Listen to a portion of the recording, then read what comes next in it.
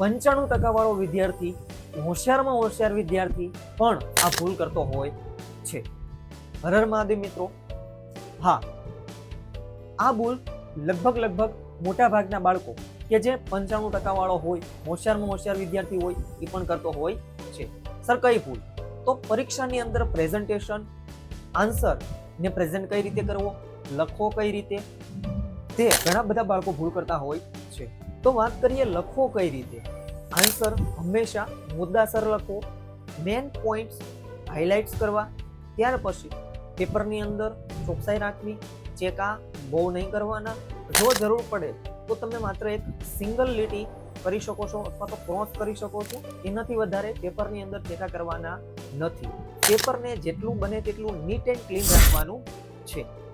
Presentation એવી વસ્તુ છે કે જે બોર્ડની અંદર તમારા 10 થી 15 માર્ક્સ વધારી શકે છે. એવા તમારા મિત્રો જોડે શેર કરો જેને આ વિડીયોની જરૂર છે.